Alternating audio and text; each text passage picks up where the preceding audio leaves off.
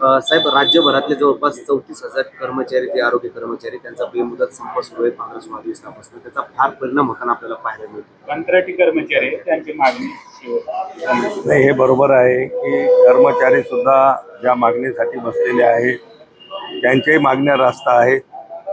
परंतु आत्ताच अर्जुनराव असतील, मी असतील, आपले जे आरोग्यमंत्री आहेत राज्याचे आबिटकर साहेब, त्यांच्याशी बोललो.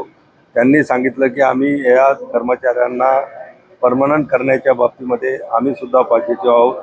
आणि खरं म्हणजे एकनाथराव शिंदेसाहेब मुख्यमंत्री असताना त्या काळामध्ये त्यांनी जी.आर. काढायला लावला होता की 10 वर्ष ज्यांना नोकरी झालेली असेल त्याच्यावरच्या लोकांना परमनंट टप्प्याटप्प्यानं परमनंट करण्याची प्रक्रिया सुरू केली पाहिजे. आणि नक्की याच्यावरती राज्य सरकार गांभीर्याने विचार करत आहे. आणि मी आजच आबिटकर साहेबांशी आम्ही दोघा मिळून तिथं आज वरती रूममधून बोललो, हॉटेलमधूनच. आणि त्यांनी सांगितलं की मंगळवार बुधवारला त्यांच्या युनियनसोबत किंवा त्यांच्या लिडरसोबत आम्ही बैठक घेऊन हा सगळा प्रश्न लवकरात लवकर